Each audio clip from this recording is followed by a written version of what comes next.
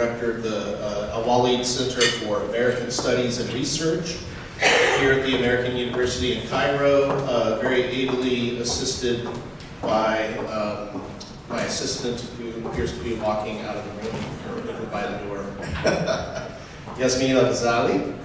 And so welcome to this CASAR event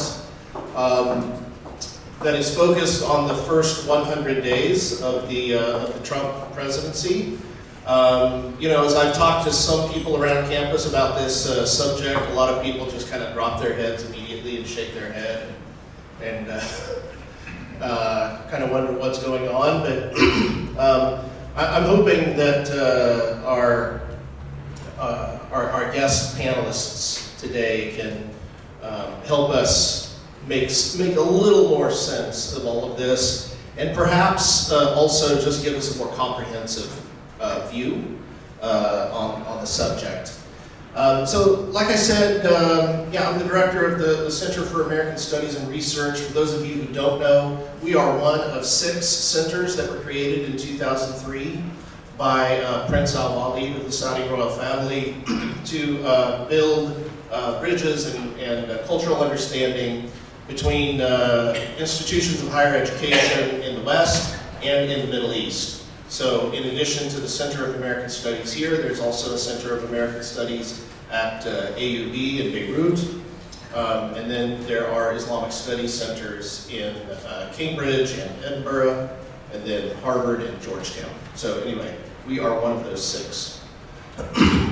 So that's what brings us here. And our focus is on American Studies, like I said.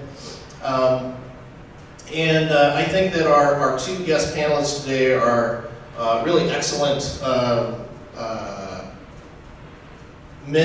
gentlemen to talk about this topic for today. So let me introduce, first of all, on my far right, Alaa El-Hadidi, who is a retired Egyptian diplomat and a former ambassador to Turkey, Russia, and Romania.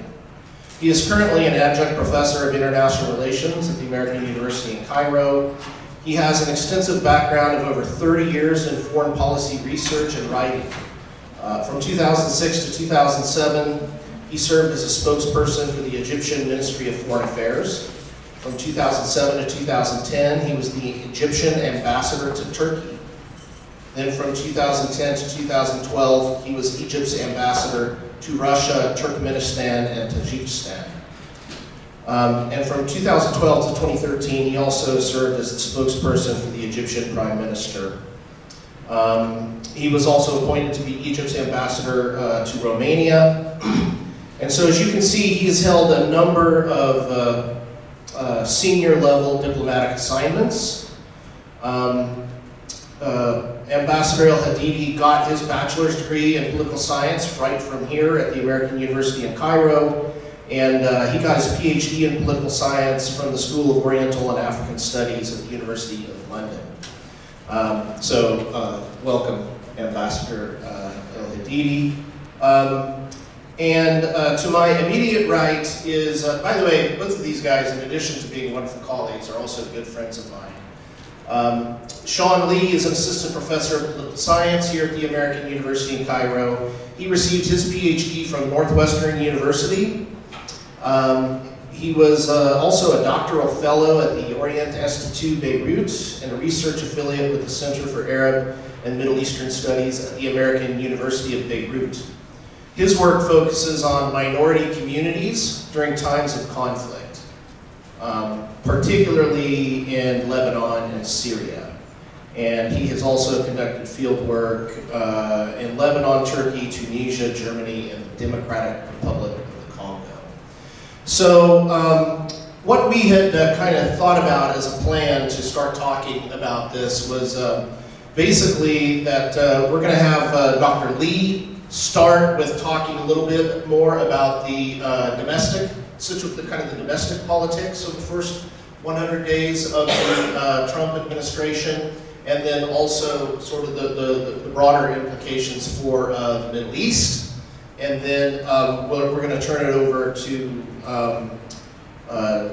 Dr. El-Hadidi to focused especially on like relations with Russia and China and the East and kind of a larger global arena. So with that said, please join me in welcoming both Sean Lee and Alaa El-Hadidi to the floor.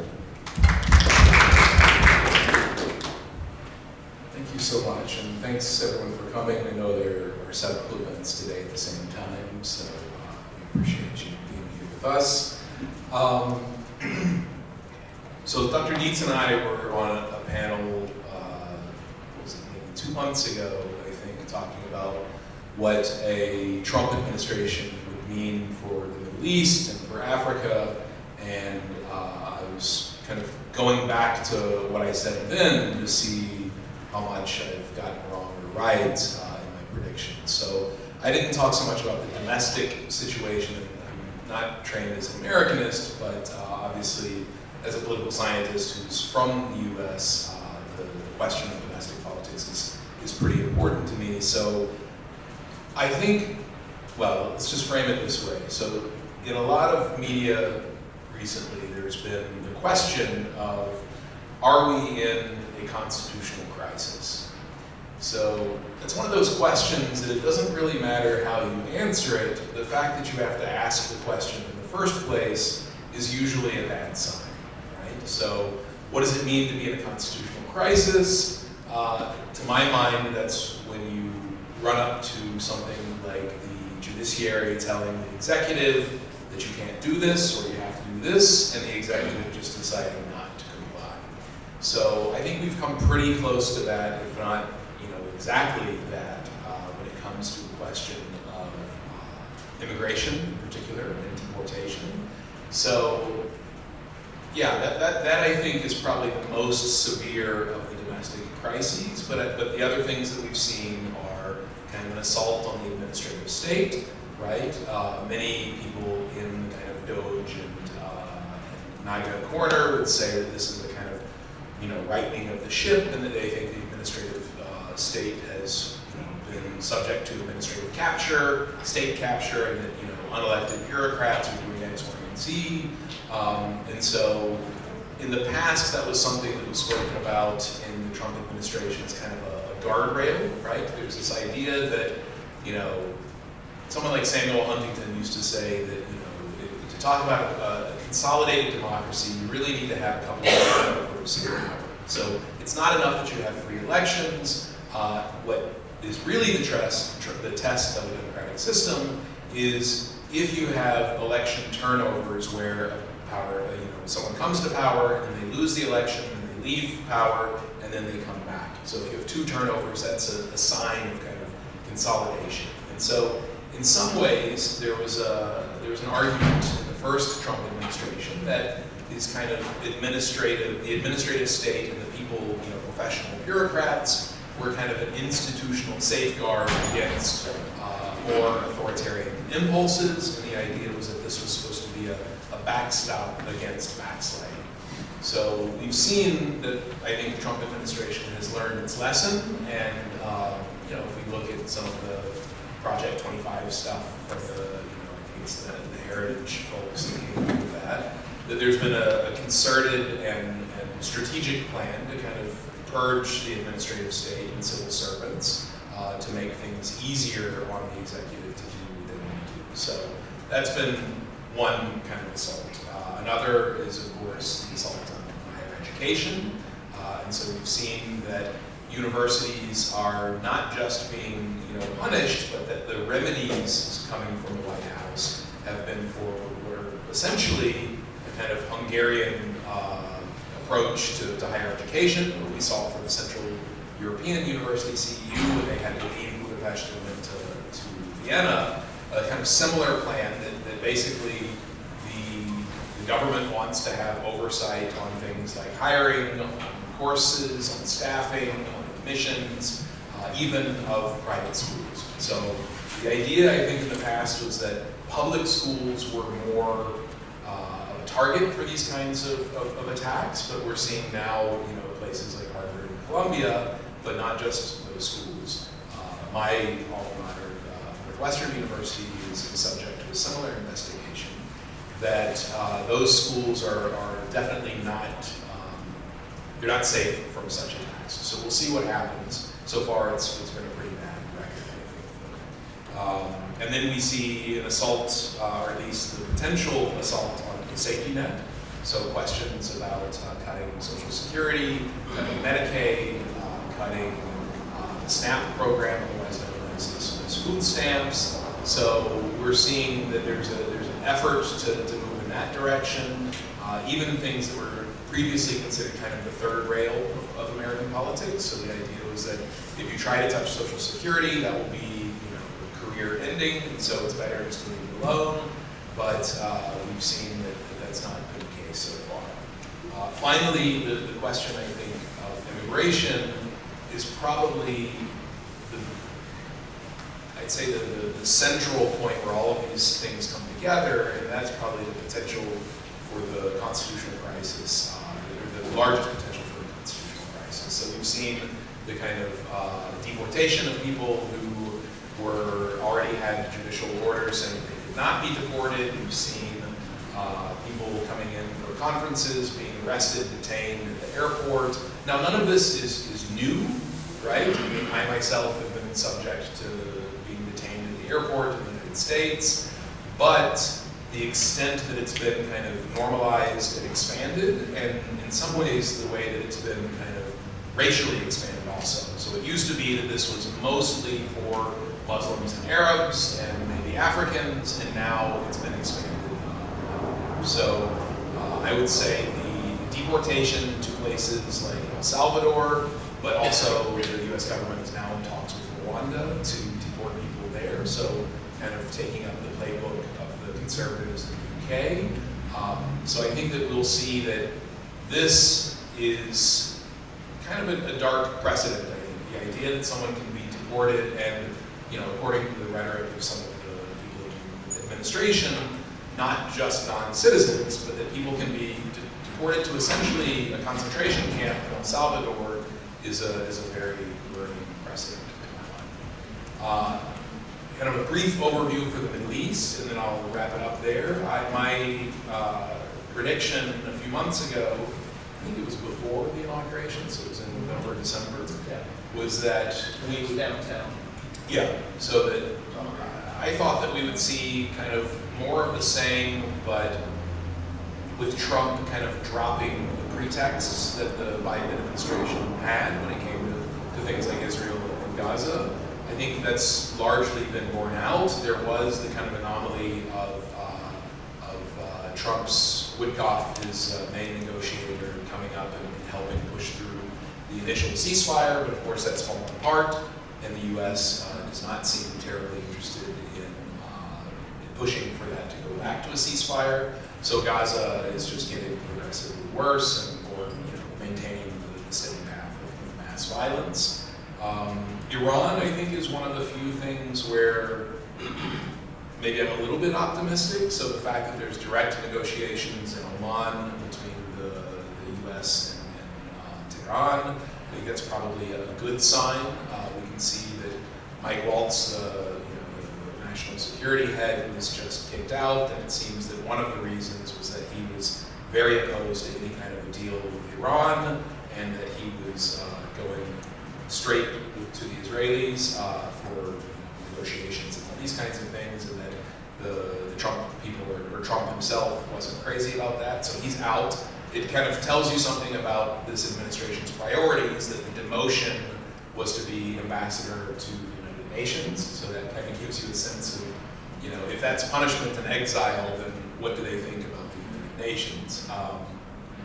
Finally, one thing that I noticed that was not, and I think maybe Ambassador El-Hadidi can tell us more about this, one thing, a detail that I noticed in the leaked signal chat messages about the strikes on the Houthi targets in Yemen was that, I think it was J.D. Vance who was saying that one thing that we need to make sure of is that the Europeans and the Egyptians pay us for doing this, that we need to get our money from them, because if we're helping increase traffic through the Suez Canal, that's a benefit to Egypt and a benefit to the Europeans more than it is a benefit to the United States.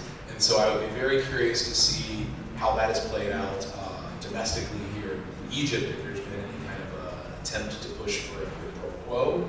There was an announcement, I think yesterday, by Trump that the Houthis had agreed to stop attacking traffic in the Red Sea.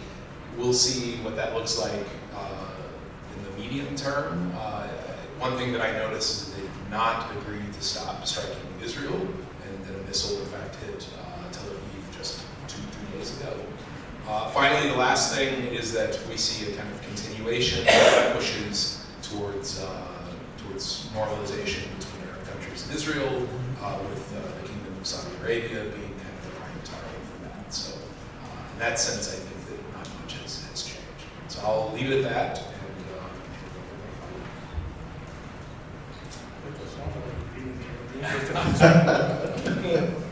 Okay, so like I said, to launch us into the discussion of the global impact of the first 100 days of the Trump administration, and especially with attention to the East-West relationship, Ambassador El-Hadidi.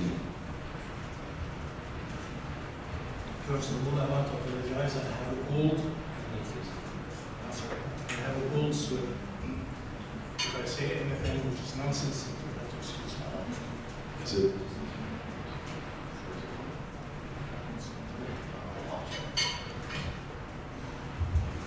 Can everybody hear me?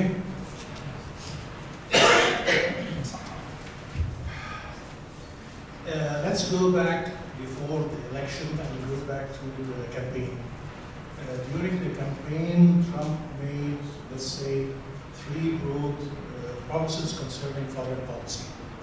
The first one, which is the most famous, of course, is that he will achieve peace in Ukraine in 24 hours, even before taking office. And those of you who attended the talk we had a month ago, speaking about will Trump bring peace to the Ukraine, my argument, which I don't want to repeat it, but in a nutshell, was that Trump was a businessman dealing with international relations like a real estate developer. So he's looking for a deal, while Putin on the other side is a person who is dealing with geopolitics. He looks at Russia's national interests. So here you have one guy negotiating with the mindset in terms of geopolitics, and the other guy is negotiating with the mindset of a piece of property deal.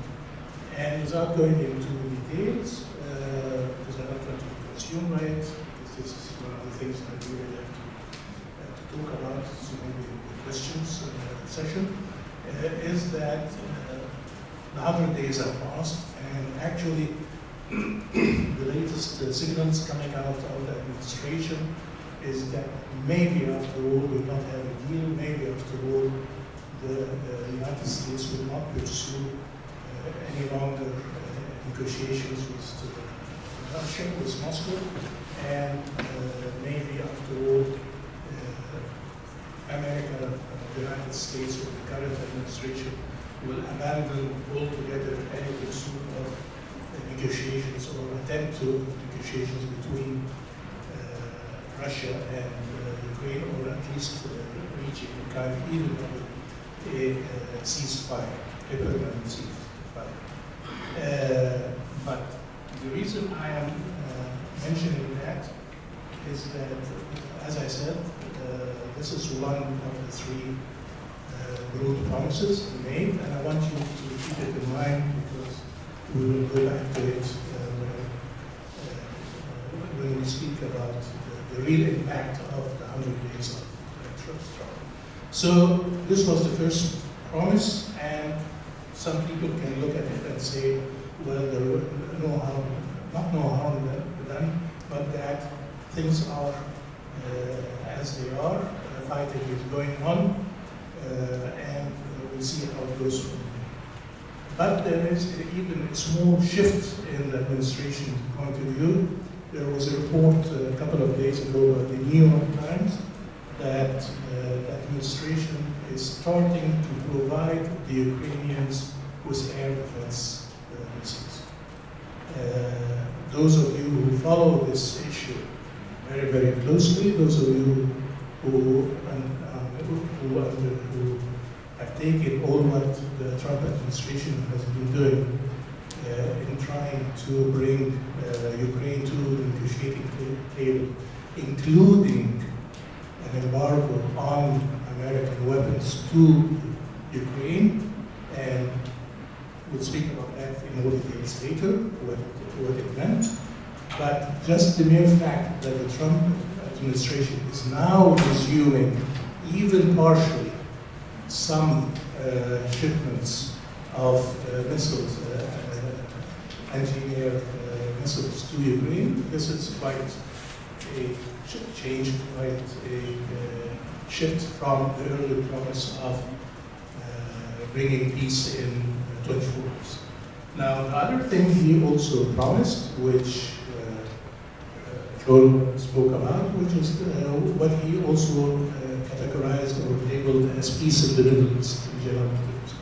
Without going into details and repeating what John has said, but I want just to concentrate on one particular item because it relates to what I'm going to say later, which is the relationship with Iran. He wants to have a deal with Iran. When he speaks about peace, he doesn't speak about Gaza, he's speaking about Iran. And one of the explanations, one of the interpretations of why the administration is taking such active role in engaging with the Houthis, bombarding them, and then finally reaching an agreement or a ceasefire or whatever you want to call it, just yesterday, is that in the mind of Trump and the administration bombing Yemen, or Houthi was sending a signal to Iran: if you do not comply and come to the table and negotiate and have a deal, then see what's happening in Yemen, it will happen to you. And that is one of the reasons why they started meeting about a month ago in Muscat, in Oman, and they had 3 rounds of negotiations, and the 4th has been postponed. But everybody,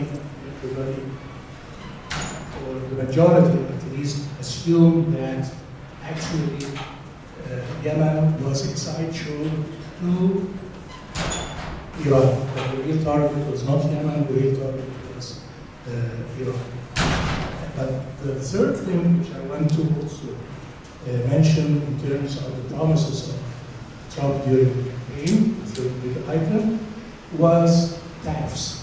The word tariffs, and he kept on saying that he loved the word tariff, that the word tariff is the most beautiful word in the dictionary, and every Arabic word. An Arabic word. Arabic word, by the way, tarifa. Anyway, thank you. But everybody understood at that time that if he was going to impose tariffs, it was going to be just on China, and he even said during the campaign that he was going to impose a 60% tariff on China. What happened? You all hopefully have witnessed Liberation Day, 2nd of April, when Trump had his big garden party, and he had this board with all the countries listed in it and the kind of tariffs he put. And according to some people, this is going to be the most memorable moment in the first 100 days. That forget all about other stuff we did in the other 99 days, but this day, this Liberation Day, this picture of Trump holding this board and with all the names in it, including an island which is inhabited by penguins, then this is the most important impact of the first 100 days. And although I'm personally not an economist, and I don't claim to understand what in economics, I have difficulty even in counting 1 + 1 and 2, but any sensible person person would know that tariffs is not kind of a pleasant thing, and almost 99.9% of the economists agree that tariffs is a kind of a tax, and is a tax on the consumer, and it will ultimately lead to inflation.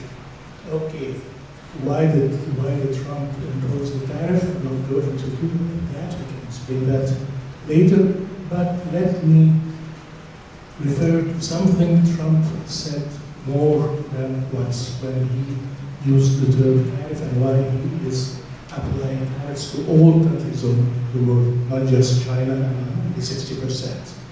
He mentioned President McKinley. Now, for those of you who do not know American history, President McKinley was, I can't remember the number one president, but by the end of the 19th century. When he was a senator, he introduced tariffs, and then he became president. And what Trump does not say is two things. First of all, that when McKinley became president, he rescinded the tariffs he himself had imposed when he was member of Congress. The other thing which Trump does not mention, and I don't know if it's related to our book, that President McKinley was killed, was shot. And it's not a good omen. But he has his model as President McKinley. Now, I don't know how many of you are studying American history, know President McKinley. Because one side of President McKinley is, okay, the economic side, one angle to look at President McKinley. But there's another angle to look at President McKinley, which though Trump doesn't never mention, but actually he is reliving it, he is following it, and that will explain a lot of the behavior of Trump, which comes to my main point. Now, Trump during the campaign never mentioned anything about Canada, never mentioned anything about Panama Canal, never mentioned anything about Greenland. Suddenly, the first couple of weeks, he wants to reimpose American sovereignty over Canada, over Panama Canal. He wants to integrate Canada, and he wants to take Greenland. And for many, especially if you are a political scientist, if you are an international relations diplomat, you feel it came out of the blue. You feel that, what the heck is this guy speaking about? But when you look at McKinley, you understand. And I don't think that Trump, when he looked at McKinley, he didn't notice the other things about McKinley and didn't read about the other aspects of McKinley's foreign policy. During McKinley's time, it was the time of American expansionism. It was, from at least my point of view, it's the moment in which the United States was transformed from a continental power, hegemon, to a superpower. Because it went to Cuba, it went to Hawaii, it really started expanding. And Trump is reliving this moment of history, repeating itself, without quoting it. He only speaks about McKinley when it comes to tariffs. But actually, when you look at his foreign policy, when you look at the way he's looking at Greenland, the way he's looking at Panama, the way he's looking at Canada, it's going back to it. And this is not the first time in American history that the resident of the White House would look to Canada and try to, the most famous, or the most, correct me if I'm wrong, the last well-known attempt was in 1812, in the War of 1812. The War of 1812, the Americans, although were invaded by the British, but they thought that they can overtake Canada and reunite the whole continent once and for all. So for certain people, for certain school of thought, integrating Canada, having full control over the Panama Canal, having Greenland in your possession is, not normal. And this leads me to my main point and main argument about the first 100 days.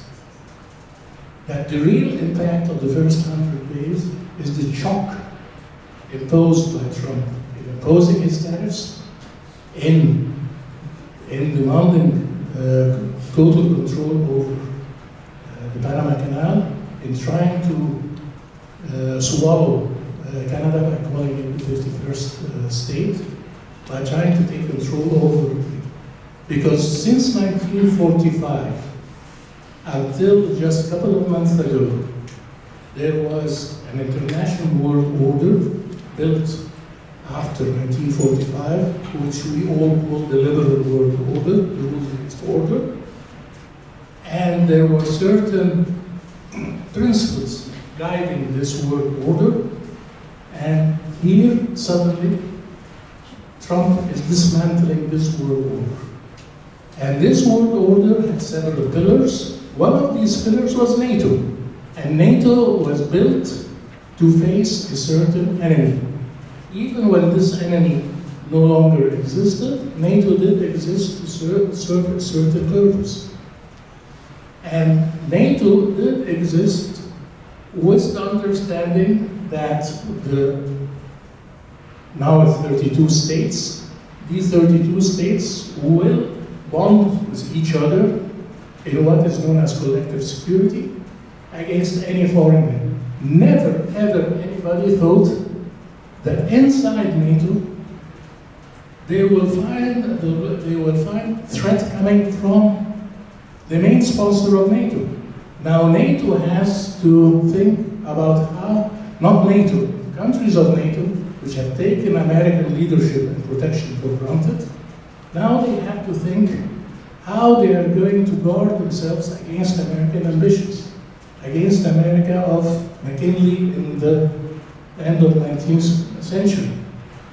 The result is that the trust which existed between NATO and, between Europe and the United States, what's called the transatlantic relationship, has been not completely destroyed, but has been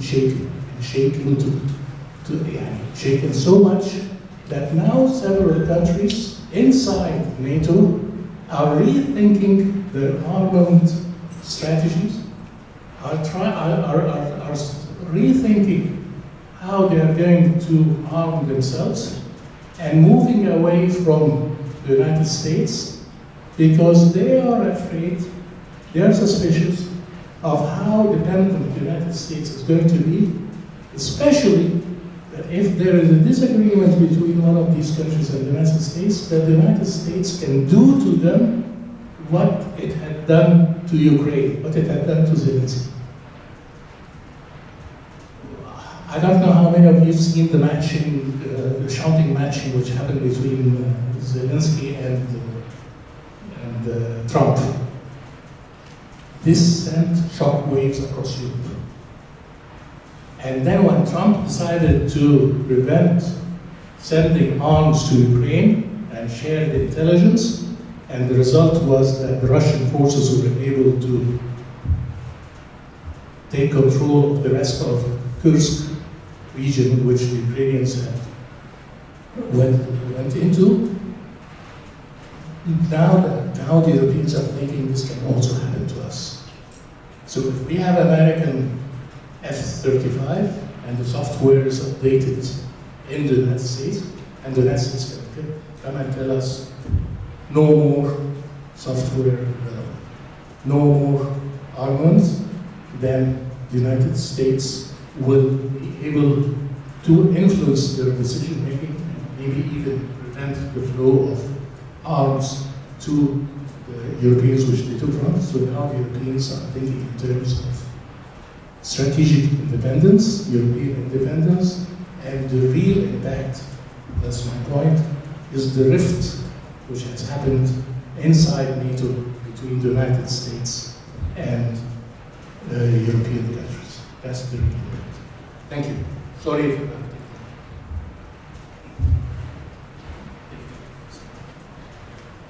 Yeah, this is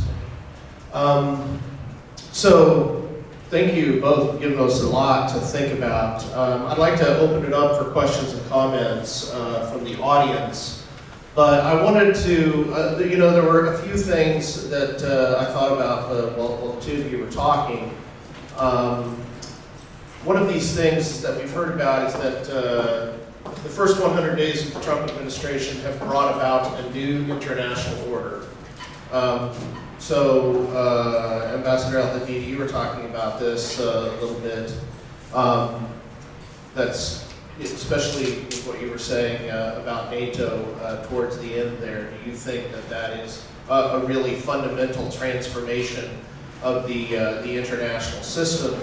The other thing is about the tariffs, and supposedly, correct me if I'm wrong, that Russia was the only country that there were not new tariffs, right?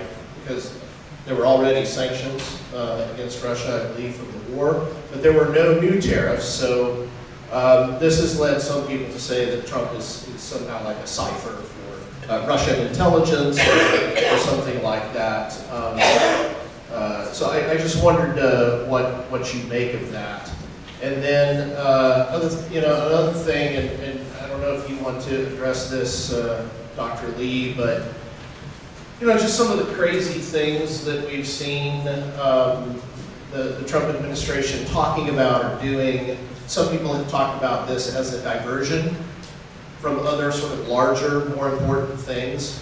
I wonder if you have any ideas about, well, okay, do you agree with that analysis, first of all? Second of all, what would those larger, more important things be? But we don't need to address my questions right now. I want to open it up to the audience, so maybe we can take a few more questions from the audience and then give each of you an opportunity to address some of those questions. So, how about from you all? Do we have questions? Questions or comments? Please, not everybody at the same time. Yeah. Okay, Raja. Hello, thank you for your call. It was very interesting. I was wondering if the tariffs that Trump was talking about could end up in unions between countries that weren't precedented as a retaliation, because I saw that there were some negotiations between countries that were very new. So I wonder if this could lead to the U.S. being isolated against the rest of the world. Okay, maybe one or two more questions? Okay.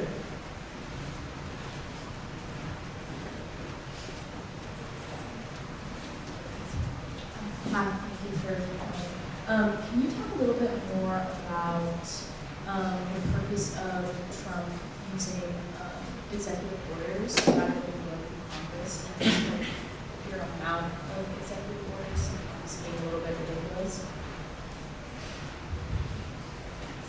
Okay. One more, and then we'll start with the responses. I wanted to ask if you think that Trump's impacts, how you think Trump's policy and Trump's general demeanor, what that could mean for the future of U.S. party politics, and if you think that it will have long-lasting impacts on the Republican Party, or if what we can expect out of what we can expect in the 2020 elections. Okay, all good questions. Okay, one more? All right, we'll add one more. We'll get you in here too. That might take up the rest of the time. It's all good. How will the changes happening affect the Middle East? Okay, thank you. We've got a bunch of good questions here. Dr. Lee, would you like to start? Sure. So just to kind of, I know the world order question was not for me, but I got some thoughts about it. People like W.B. Du Bois, and then after him, César, they had ideas about what was shocking about World War I and then later the Holocaust was not so much the kind of violence and brutality, but the fact that it was happening in Europe. And so when I think about the world order, the kind of so-called liberal rules-based order, I like to think about it in terms of, to kind of borrow from Stephen Krasner, this idea of kind of organized hypocrisy. And so the world order was broken all the time. You know, the invasion of Iraq would be a really good example of that. What's happening in Gaza, of course, is another example of that.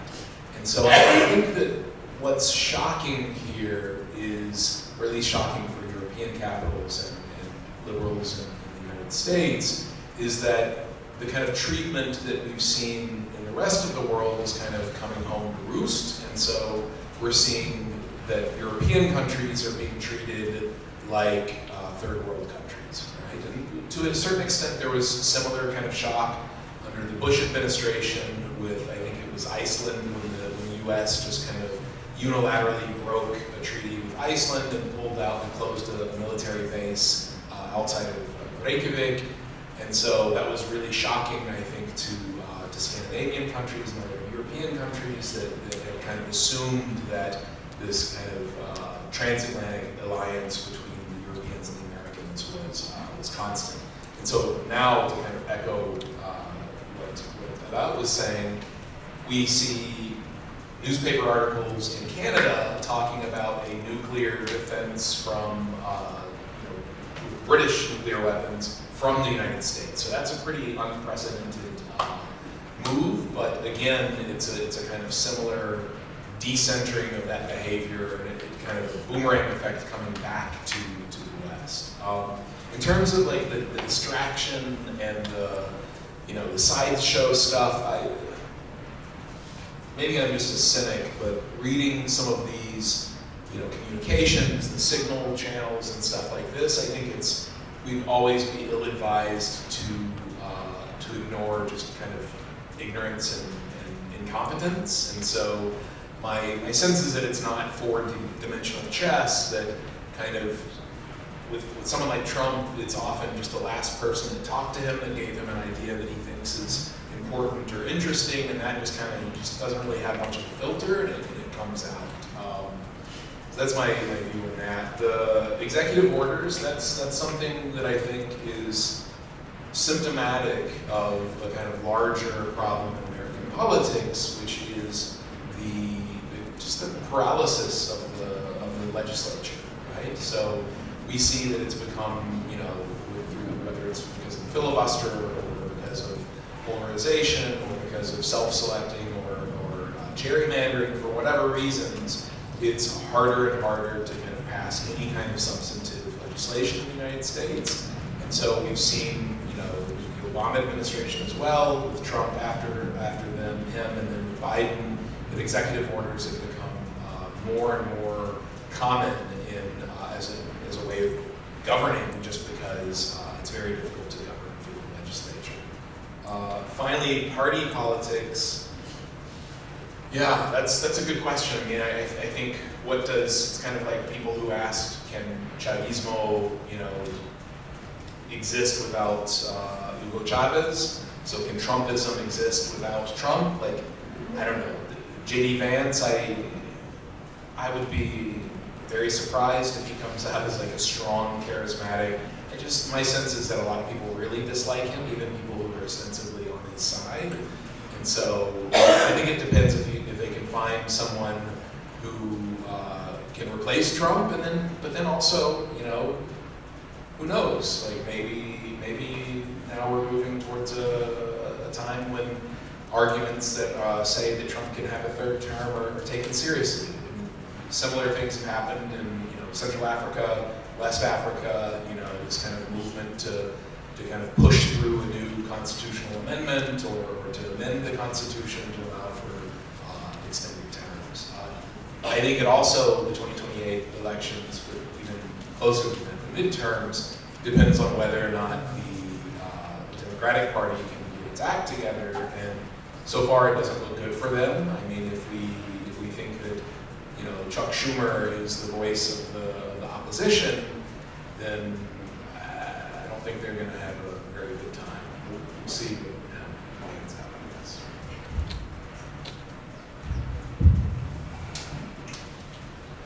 Is Trump a Russian asset? I don't think so. And I go back to my reading of Trump and comparing him to McKinley. My guess is that Trump has a world vision which is simply based on the concept of division of power, not division of power in the political system, but division of power all over the globe. He always speaks about, he always speaks about the deal. I think, although he never mentioned it, I think what he has in mind is something like reality, another reality. When the three major powers of World War II met in Yalta in Crimea to divide the world, Russia, Great Britain, and the United States. But the American political system, or the current administration, the foreign policy establishment, I think realizes that they have reached a point in which they have overextended themselves, that no longer America can become the sole superpower of the world, and there has to be some kind of retrenchment. So for Trump, it's going back to the Western Hemisphere.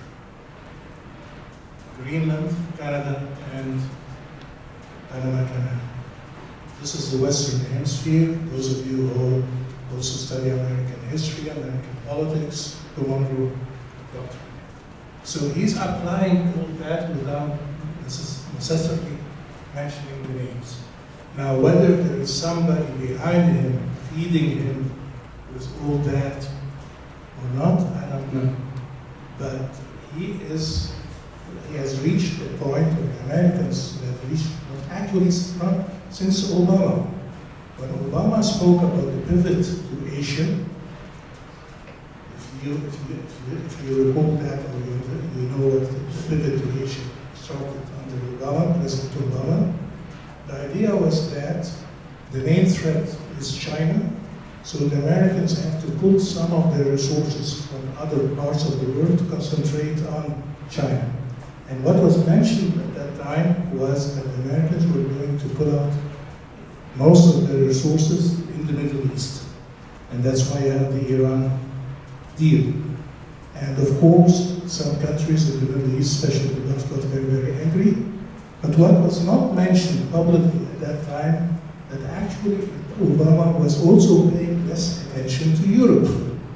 There have been some articles complaining about the number of visits paid by Obama to Europe compared by other presidents.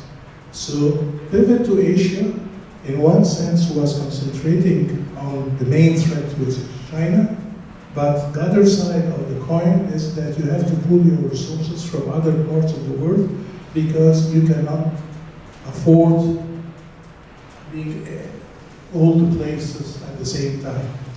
What Trump is doing, actually, he's implementing pivot to Asia, but because of his personal hatred to Obama, he does not want to say, I'm following Obama, or I'm doing pivot to Asia like Obama. But actually he's saying that there are a lot of people in his administration, they do not hide the fact that they are anti-China, and that there is a need to rethink the relationship with Russia and reverse what Kissinger has done in the 70s when he went to, and then Nixon went to China. So trying to put a wedge between China and Russia, by improving the relationship with Russia, you are achieving two things. That's in their mind. I'm not saying this is right or wrong. I'm not saying this is going actually to happen or not. I'm not saying this is the right strategy or not, but I'm telling you how the school of thought in the American administration currently thinking. That since the main adversary is, the main threat is China, and we do not have enough resources all over the globe. We can no longer afford that. Europe is not paying its share of defense, Europe is not paying its share of the burden, then we should pull out of Europe, reach an agreement with Russia, and at the same time concentrate on China, and by doing that, the Russians will be less dependent on the Chinese, and we can have a split between the Chinese and the Russians. That's the way. That's the mentality. That's how they think. Right or wrong, I can dispute that. That the Chinese-Russian relationship has reached a point in which it's almost impossible now to split them both. But that's their thinking. So no, there is a whole doctrine, a whole theory behind that behavior, and future will tell us in the next couple of years whether this strategy is really going to work or not, or whether America will end up with all the tariffs and the way they are dealing with the foreign policy without going to a lot of details, is that instead of having America first as the slogan they are raising, the Republicans, they will end up, as some people argue, America alone. Wow, what a great way to kind of bring things together. So we can go all the way to, some of you, if you have a 2 o'clock class, of course, free to go, but we will go all the way to 2 o'clock. Are there any other questions or comments from the audience?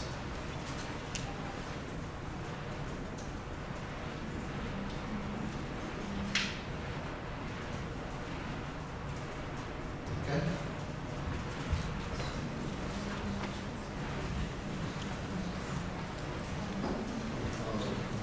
We talked recently about how Trump is not an asset to Russia, and then we saw the minerals deal occur the other week. Is there any hope to evaluate Trump as a conflict negotiator in a positive way?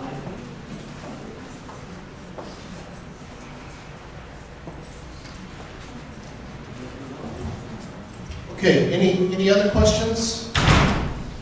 Before we, okay, one more from Rucha. I have a question about if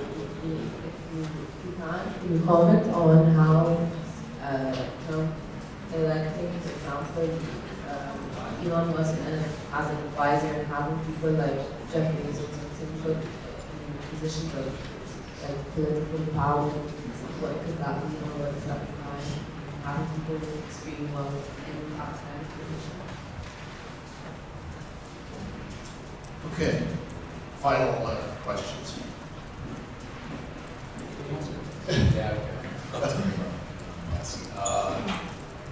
Yeah, I think that again, you know, there's a tradition of kind of, well, so I'll put it this way: when I teach comparative politics, sometimes I have a week on corruption, and so there's a book that I use, a chapter by Susan Stokes, and so she's describing what corruption is, and ways of thinking about corruption, and so she says, you know, at one point she talks about giving money to politicians so that they do what you want them to do, and then she has an asterisk, and she says that in most countries this is called corruption.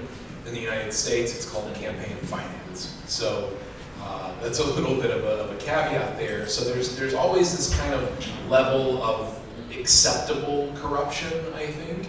And what's often the case with the Trump people is that he makes the subtext very explicit. And so instead of it being your kind of, you know, polite corruption, or what someone, you know, from the party machine back in the early 20th century would talk about honest graft versus dishonest graft, that he's, you know, happy to make it explicit and just be straight up corruption. So the idea of the Doge stuff Elon Musk, I mean, if we see that an enormous amount of his funding comes from government sources, there's just obvious conflicts of interest there. And so I suspect that what will happen is that more and more information will come out about what was going on with these 20-something, tech pros who were coming in and taking everyone's social security information or getting, IRS information, et cetera. We're looking into regulatory agencies that regulate industries that Elon Musk owns and operates. So my sense is that it's, again, just kind of a more explicit version of what's already been happening, and we saw this with the Trump refusal to kind of give tax returns and to put assets in a blind trust. So same kind of thing. Speaking about the deal with Ukraine and development, I hope you are a fan of The Godfather. Have you seen it? Why? What's wrong with you guys? I mean, nothing. Anyway, you need to redo education now. Anyway, there's this most memorable scene about an offer which you cannot refuse.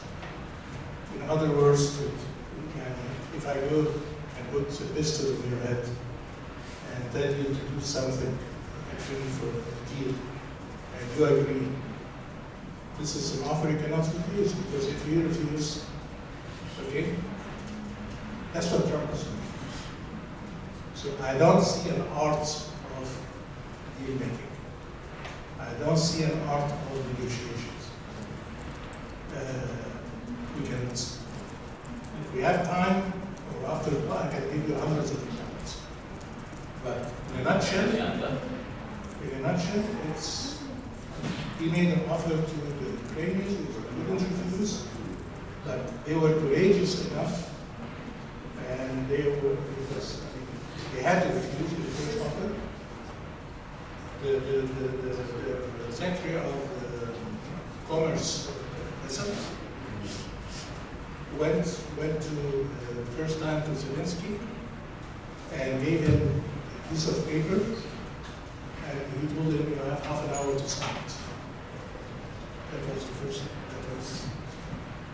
time.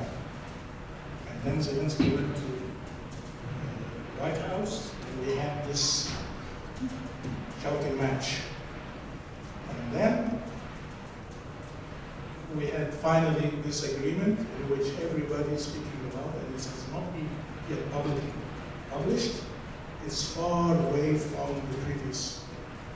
And it's quite obvious that the Europeans have put pressure on Trump that this is not going to work, and that if we cannot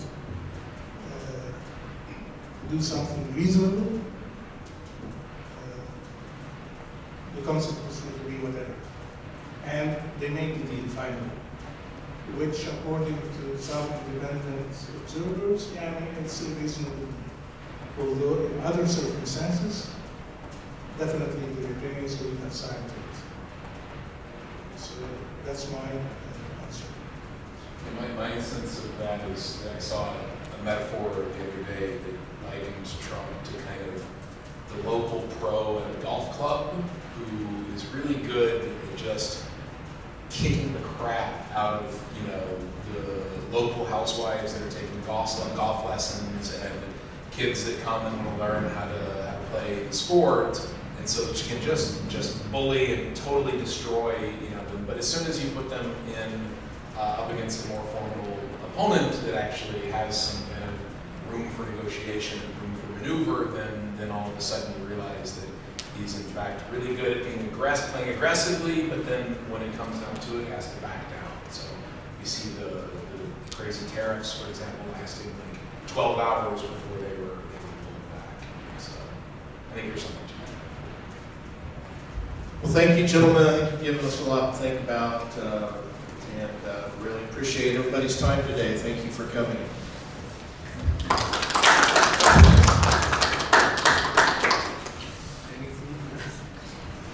I think there's some cookies left, folks.